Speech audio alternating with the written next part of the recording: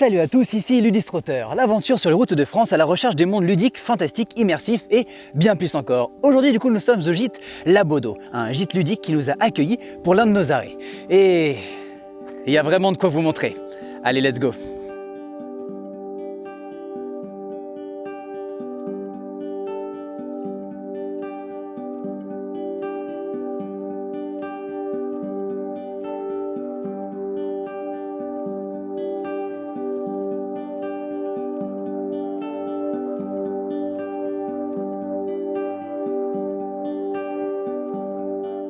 Eh ben bonjour. Bonjour. Et merci du coup pour cet accueil incroyable. On a passé une nuit magnifique, hors du temps, donc vraiment génial. Et qui es-tu? Eh bien, moi, je suis Marine, D'accord. donc la gérante de La Bodo avec François. On est deux. Ok. Et on a monté ce projet, ça fait 3 ans maintenant. Voilà. Comment vous est venue l'idée d'un gîte ludique? Alors, j'ai envie de dire, c'était un lundi de pleine lune. Non, je ne vais pas partir là-dessus. Mais non, la vérité, c'est que le projet s'est monté un peu au fil de l'eau. On était d'abord passionnés de jeux de société, donc on avait une belle ludothèque à titre privé. Et puis, à force de faire des soirées-jeux entre copains, en famille, on s'est dit pourquoi pas essayer d'étendre et proposer en fait nos jeux pour partager notre passion. Donc, d'abord avec le gîte qui est là-bas. Et puis aussi en proposant des soirées-jeux régulièrement. Voilà. Et puis au fil de l'eau, les activités ont évolué. Alors au départ, moi, c'était en parallèle de mon travail. D'accord. Et puis à un moment donné, c'était plus possible en fait. Du coup, il a fallu faire un choix. Oui, il a fallu faire un choix, voilà. Ok, super. Du coup, tu parlais de mixer cette passion du coup pour les jeux, mais du coup, il y a aussi la passion des chevaux, c'est ça? Et la passion des chevaux, voilà. Effectivement, on est sur 4 hectares parce qu'on adore les chevaux. On peut leur proposer un grand espace où ils sont tranquilles et c'est absolument génial de les voir le matin. Ouais, nous-mêmes, on peut le dire. Ils sont venus du coup nous dire bonjour au même temps que le soleil se levait, donc trop bien. C'est pour ça qu'on a mis le dôme au milieu, la petite enclave, en se disant allez, les chevaux seront peut-être sympas de passer autour. Ils sont très sympas. Ils sont très sympas. Ils sont très sympas, ils sont magnifiques aussi. Ouais, c'est gentil. Merci pour eux. Que fait un gîte ludique? Au final, du coup, on est un petit peu au sud de Poitiers, c'est ça? 20 minutes de Poitiers, effectivement, au milieu de la nature, c'est un peu l'idée. C'est plutôt une force en fait de pouvoir proposer l'activité ludique au milieu de nulle part parce que on se lève le matin, on a les oiseaux, on a le brame du cerf en ce moment, donc ça c'est plutôt chouette. Et puis les gens sont contents aussi de pouvoir trouver quelque chose comme ça, voilà, pouvoir se reposer, mais quand même avoir une activité qui est relativement culturelle, parce que le jeu ça fait partie de la culture quand même. D'où ça vient le nom La Bodo? La Bodo, eh oui, La Bodo. Alors La Bodo, en fait, c'est assez simple, je ne vais pas te décevoir. On est dans le lieu dit La Bodonnière. Donc La Bodonnière, très régulièrement, quand on faisait les soirées entre copains en famille, en fait, les gens venaient à La Bodo. Donc à un moment donné, il a fallu se poser la question de comment on appelle ce lieu, et c'est La Bodo qui est arrivé. La Bodo. Voilà. Et puis la Ludo de La Bodo, ça rime un petit peu aussi. D'accord.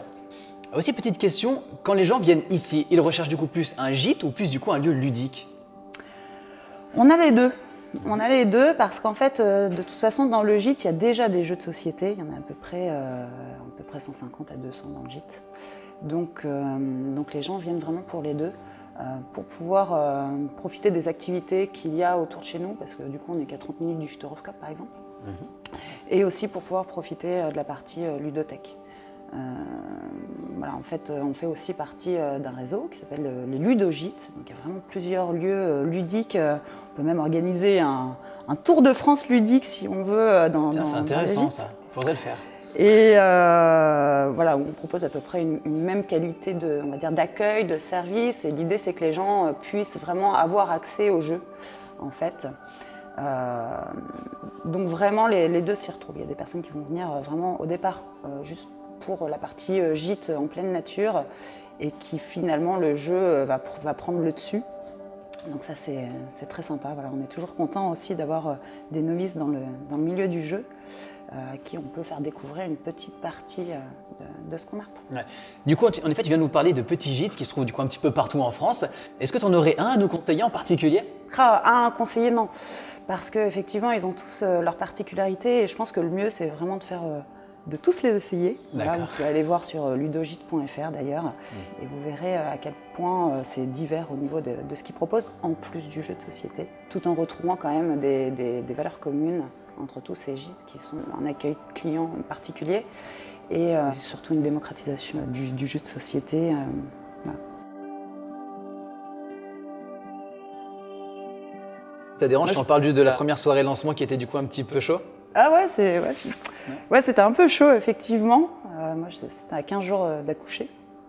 Et donc effectivement on avait dit ouais, soirée jeu, voilà, on en avait parlé un petit peu autour de nous. Puis on s'est dit bon, on verra combien il y a de personnes. Voilà. Donc manger et jouer en même temps, c'est quand même super sympa. Donc on faisait des planches. Donc planches charcuterie, fromage, mixte, végétarienne aussi. Donc on en avait préparé quand même d'avance en se disant bon, on est deux, on va voir comment ça se passe. Ouais. Et puis en fait, la première soirée a vraiment bien fonctionné. Plus de 100 personnes, donc moi enceinte, c'était voilà, assez épique. Les gens commandaient, jouaient et nous on courait partout. La soirée était assez. Un vrai challenge. Voilà, ouais, franchement, je pense qu'on s'en souviendra toute notre vie. Ma fille qui maintenant est grande, je pense que c'est qu'il y a peut-être des séquelles, je ne sais pas. Mais effectivement, enceinte, voilà. Okay. Donc c'était assez formidable, on a passé un super bon moment, on était ravis que les gens soient au rendez-vous et puis c'était chouette quoi, voilà.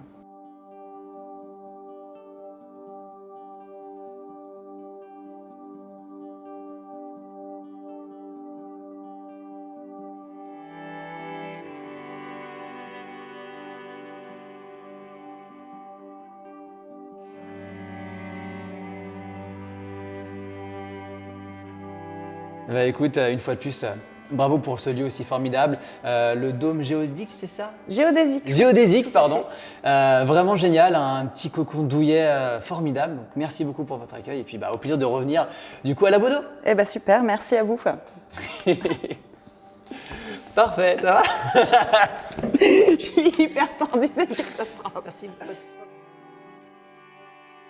On espère qu'on vous aura donné envie de venir découvrir le gîte La Bodo. En tout cas, nous, on a adoré, on a passé un très bon moment. Qu'est-ce qu'on a pensé, Elian?